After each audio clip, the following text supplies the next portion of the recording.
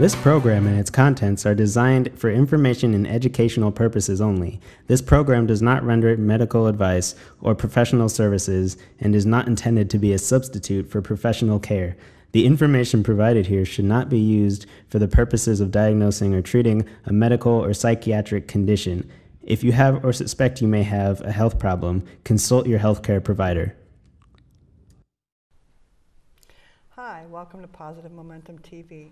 I'm Diane Silva, and today I have my guest, Bev, and we're going to be discussing Bev's successes. But before we get to that, I would like to challenge, or actually call for advice. Everybody may have heard the term, in order to be a friend, or in order to have a friend, you need to be a friend. Well, I'm still learning how to be a friend, and I would like some advice. What is a friend? What does a friend look like? What does a friend feel like? Would we do the same thing for a friend that we would want them to do for us? What are the responsibilities of a friend? How do you change a friend go from an acquaintance to a friend and the other way around? When do we find out the fit doesn't work anymore? And how is a Facebook friend different from a flesh and blood friend? Is there a difference? And any other advice or information that you have? I would really like to understand more about friendships and how to be a good friend.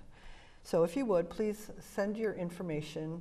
Go ahead and record yourself, record you and a friend, and send it over to us at Positive Momentum. Well, check out PositiveMomentum.net for the talent release. We need that as well.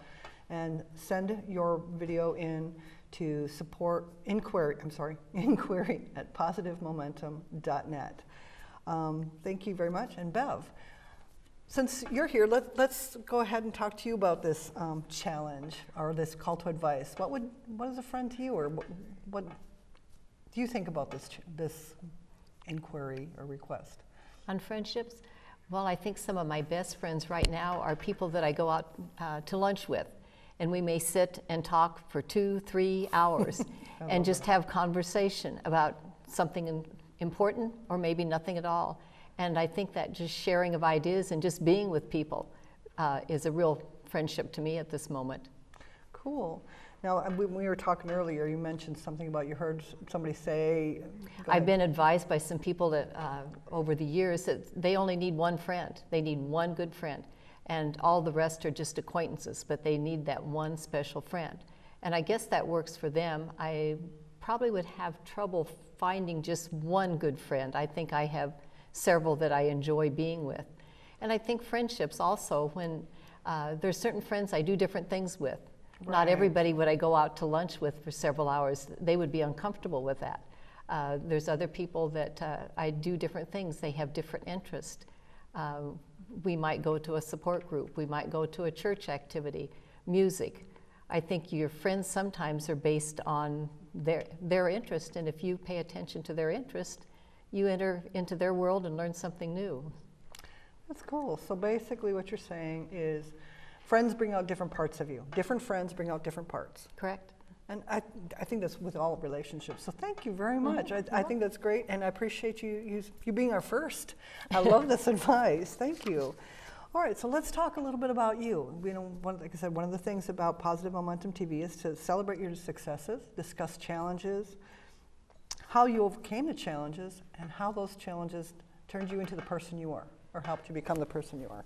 So, as far as successes goes, we talked briefly a little bit before about, one of your successes was being able to be happy in a situation that wasn't necessarily a happy situation. Correct. Would you like to elaborate on that one? Well, I guess I am a person of faith, so okay. I can turn a lot of things over, and that doesn't mean when you're in the day-to-day activities that it doesn't get uncomfortable, and there are a lot of mistakes that you make and a lot of things that don't come out the way you want. I just drew a blank then. I'm going to let you pick me up there. No, we were talking about the job you were in and how you made it. Oh, okay. I'll step back into that. Okay. No, you're fine. Yes, I had a job several years ago, and I had a boss that was not very easy to work with. I wasn't the only one that struggled, but I seemed to be kind of the target of everything. And after several months, I somehow was able to work myself through it, and I made it a job that I could go to work and be happy at that job. And I did leave it, but I also found that I could do it, and if I'd had to, I would have continued on with it. So I think it was one of my greatest successes, because I've been in other job situations over the years that sometimes weren't always as easy to get along with as you wanted. So this time I solved the problem, and I was able to do that and make a difference. So I was pleased with myself. That's great. Now, I have heard it said, and I have done it myself, people do not leave their job, they leave their boss. So can you kind of give us some pointers on how you went ahead and got yourself into a different mindset where you were able to deal with this? I'm assuming the person was still there. Correct. So how you were able to change your mindset, because you can't change that person. Correct.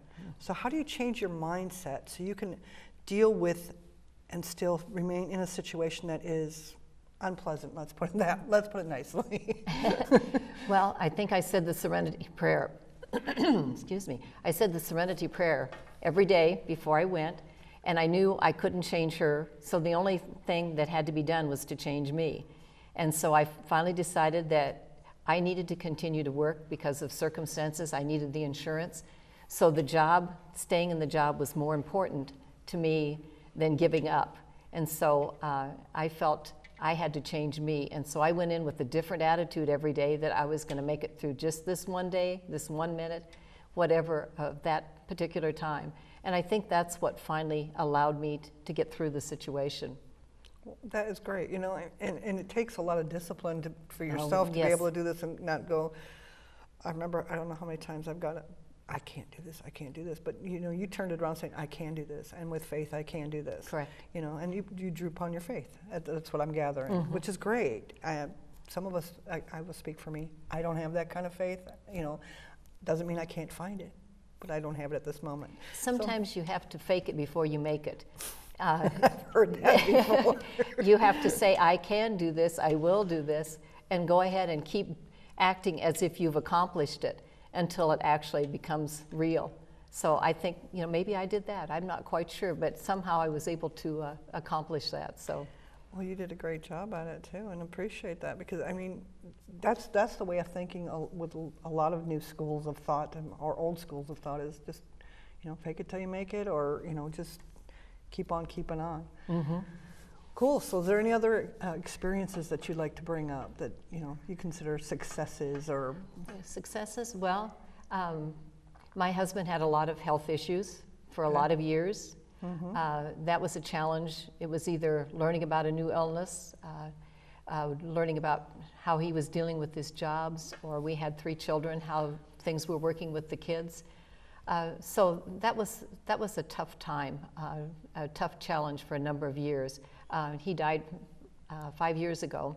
Oh, I'm sorry. So I've been redoing my life and making different strides and things. But I would say one of my accomplishments was to see him through those times. Those were tough times. And I think he really leaned on me, maybe even more than I realized at the time. So how did overcoming those challenges and getting that success, how did that turn you into the person you are now? And if you could go back, I guess maybe I'm getting ahead of myself. If you could go back and tell your younger self, give yourself one piece of advice, you know, one thing that would help you maybe make your burden easier, make your load lighter, make your steps a little more springy, or just anything, what would you tell yourself? That I don't have control of those situations. And sometimes you have to let people make their own choices, their own successes and their own failures. And probably at times I wanted to control more of a lot of situations than I needed to. And I learned, maybe even more so after the kids were around, that I had to let them take their own steps, and that I couldn't be the one in charge of what was happening with them. And neither could I with my husband. He had to live his own life and accept what his illnesses and things were and deal with it on his own also. Wow, now that is a tough lesson to learn and be able to actually put that into practice. I'm not in control. Yes. Yeah, most of us are going, I'm going to be in control, you know, and that's where we get into trouble, because we are trying to control situations, or at least I can speak for me. I am trying to control situations that are outside of my control. And even sometimes I have no control over myself. So, wow, that is intense. I commit, you're teaching me a lot. I appreciate that. So how did these, other than the fact that you learned that you weren't in control, how did these situations, or this specific situation, turn you into the person you are today? Well, I have learned, and I'm still learning. My children are young adults. I have to learn that sometimes I look and hear some of the things they're doing and that maybe are not things that I think they should be doing. And I know that they have to find their own way. When they were in school, they would come home and I would say, they would give me a situation or a problem, and I'd say, do you need me to do something about it, or are you going to handle it? And they pretty much didn't want me involved, which I thought was a good way. So I guess to bring it up to date, I still try to let them live their own lives. I try, because of all my husband's illnesses, a lot of the things I work with now, support groups and things, are people that are in situations with their loved ones that they're dealing with some health issues or something. So I think I have empathy, but I know that I need to let them make their own decisions. I can't make them for them. So my advice is to seek as much information as you can, get lots of answers to all the questions you have, and then look it through and make a decision. And I'll add one more thing that Go for it. One more thing that I learned I was in Al-Anon for a lot of years, and you do the next right thing. So I love that, because I tell people that all the time when they're trying to make a decision. You make the decision with the information you have now, and that's the right thing at the time. But if down the line information changes, situations change, then you do the next right thing. And that gives you a chance to never fail. You're always in charge, another way to be in control, but you are doing what you can at the moment. I love that. I love the fact that there's two things you said that captivated me and really, really resonated. It's you asked your children, is there anything you need me to do? Correct. You asked them instead of just stepping in and starting taking control. Or are you going to handle this? So you gave them options. It's like, okay, I can help you out, or you can take this on your own. I think that's empowering for everyone, because to me, what you would, if you were my parent telling me this, I would look at it and go, wow, she trusts me to do this myself. And I'm capable. So it's giving them confidence and allowing them to work out their own problem, but saying, hey, I'm still here if you need me. I got chills. Well, good. And the other one is do the next right thing. And for me, my first question was, when you said this, what's the right thing? Because I'm questioning everything that's out in front of me. I can do this, I can do this, I can do this, I can do this, I can do this. Which one is the right thing? So if you could elaborate on that just a little bit, when you say do the next right thing. How do you know what the right thing is? Well, I guess it goes back to like asking lots of questions. And you may get to the point where you have to make a list of things that look, the positives and the negatives, like they often tell you to do, to lay it out. Okay. And so you can take a look at that, and then you look at it, and then you say, okay, with what I know now, this is what I should do. And you go with that, and you do it. Now, you may make that decision 2 weeks later, whatever time frame later, some new information comes in. I think sometimes that when we go back over things, we beat ourselves up. You have today's information, but you didn't have that yesterday when you were making the decision. So we beat ourselves up thinking, I did the wrong thing. But no, you didn't. You did the right thing at the time with what you knew then. And now you have new information that changes what your decision was.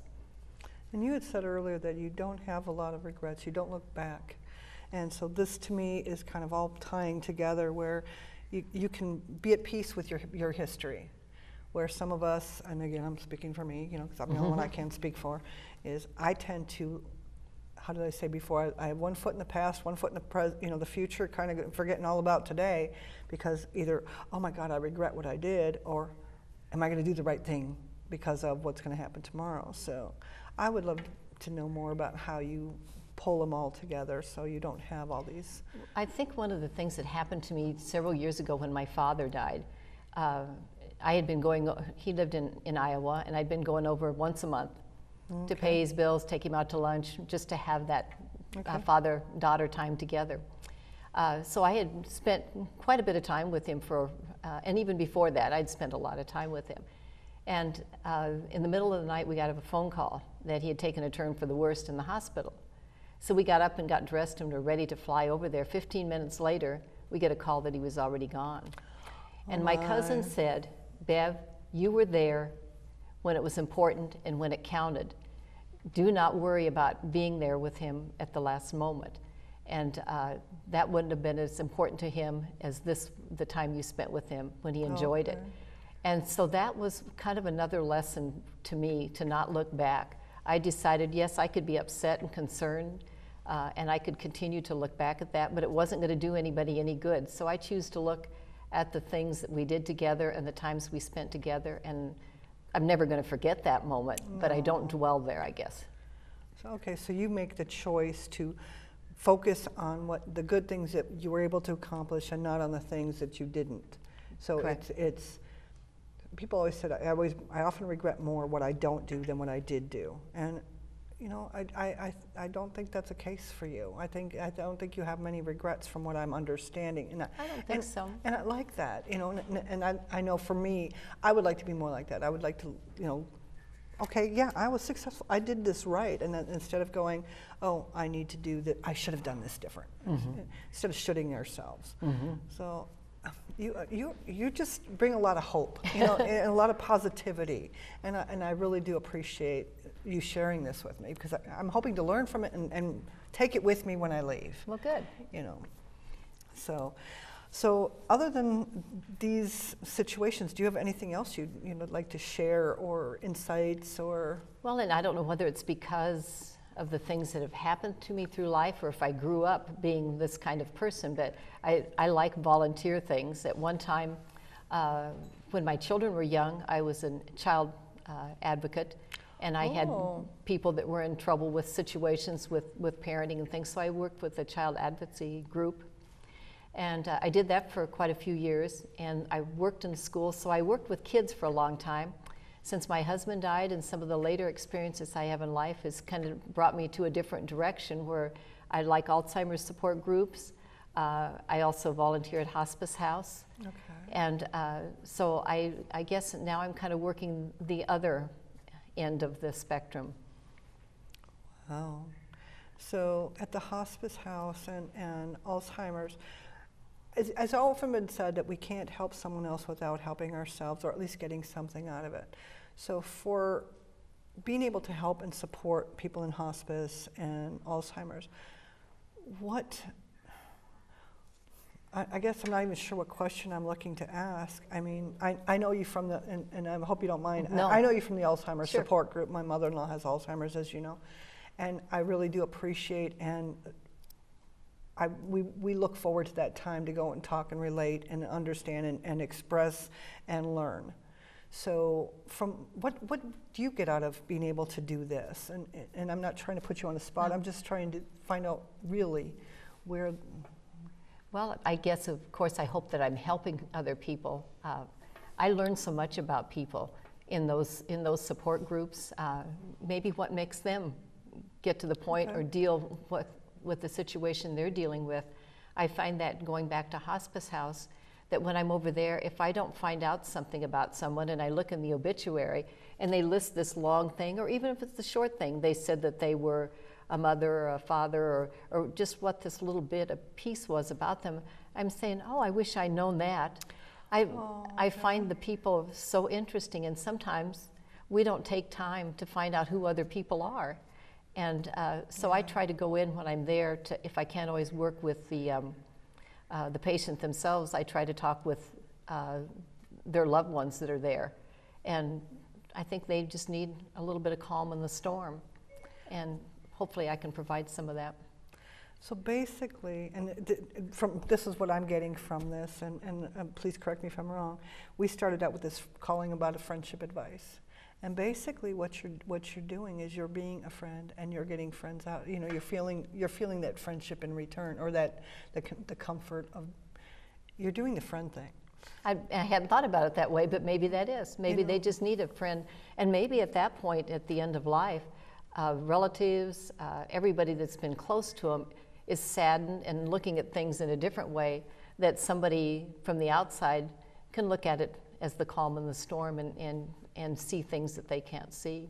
And you're there for them while sometimes I've known, I mean, I started doing hospice, so I do understand a little bit, nothing compared to where you are, but where, like you said, everyone involved is feeling the loss, and so sometimes the person that needs the help the most is the one dying, and they have to try to be strong for the people around them. True. And the volunteer, you get to be the friend and support and hold that person's hand so they can be strong for themselves, or they can be weak if they need to be, or they just need to be whatever, and you get to be their support. I think that, wow. I'm learning it's a an lot. awesome job, yeah.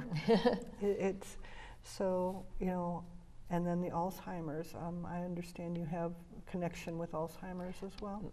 My mother-in-law had Alzheimer's for the last 3 years. We moved in with her to take care of her, but she declined so quickly that that didn't last too long. But we did care for her in a facility for 3 years at her end of life. My husband had he had so many health problems that I think it kind of led him to some mental situations, some judgment calls and things. So I was starting to see some things with him over the last few years too. So yes, I did. I had some close touches. Right now I live in an independent apartment building, and I'm watching a family go through this situation of both Alzheimer's and hospice right now. So if I can be someone else that they can talk to in this couple of minutes, then hopefully I can help them a little bit with this journey too. Oh wow! So basically, you're one of those guardian angel type people as well. You know, just you're there as people need you, and that's very selfless and commendable. At the you know, it's been a pleasure knowing you. Oh well, thank you. So wow. I knew when I asked you to be on the show that it was going to be an interesting conversation. I just didn't realize how many goosebumps and chills I would be getting, and how impactful. And well, I guess I have to give a lot of that to you. Have drawn some of this out for me that I don't always think about. No, you know, we all look at our lives and go, oh yeah, our lives are kind of blah, blah. But that's because we're living them. We don't see what we're doing for other people. We don't see how impactful or how successful or even how interesting our lives are. You know, I mean, even some of us who had a lot of trauma in our lives are going, yeah, that's kind of boring, you know, does the stomach turn blue, you know, and other people are going, write a book, yeah. You know, they're sitting on their edge going, what's next? I don't want to know, you know, kind of thing. But Bev, I appreciate you coming. I understand that if well, let's put it this way. I spoke with Carol, and hopefully you and Carol could come on and we could discuss the Alzheimer's situation and kind of enlighten people and what the families go through. If you're willing, I would, you know, love to have you and Carol come on and we can talk about it. And I like talking about that, so that's great. There's a lot of people out there that need information, so I would be really happy to do that. Well, that's good, because one of the things we'd like to do too is, if we can, is I would like to get an Alzheimer's patient. You know, I know someone who's interested, but, you know, got to get their family's approval due to the fact that, you know, with Alzheimer's, you have very little long-term memory. You have no long-term memory. I mean, no short-term memory. Yes. You know, so, you know, just to really actually kind of let people see what what Alzheimer's really looks like, and how, you know, how it's a family disease, as we talk about, you know, and the trauma, not just for the patient, but the families and those around them. And it's heartbreaking watching some of these people go through this. But that's another time and another story. And if you could impart any wisdom to anyone out here who's watching, what piece of wisdom would you give them? That would maybe something you've learned, something you would like you pass on to your friends, whatever, just to help with life. Gosh, I've talked about a number of different things. I guess really it gets back to doing the next right thing. Just keep on going and do what you think is right, and then make a change in direction if you have to. And I guess it boils down to just be happy. Choose to be happy. That's a tough one too. Yes. Well, thank you, Bev. Sure. So, thank you for watching Positive Momentum TV. And if you have any questions or concerns, or you have any ideas on topics for the show, please contact us at support@positivemomentum.net or inquiry@positivemomentum.net. And again, I'm looking forward to seeing your videos on friendship and what you would think they're about, what friendship is about. And we're going to have a couple other challenges that we're going to be announcing next week. One of our crew and myself are going on a health challenge, and we'll tell you more about that next week. And I'm looking forward to seeing the results, as well as, well, let's just get started. Let's not get ahead of ourselves on the results. So thank you very much for watching, and look forward to seeing you next time. Bev, thanks. This has been great. I am so looking forward to having you and Carol on. And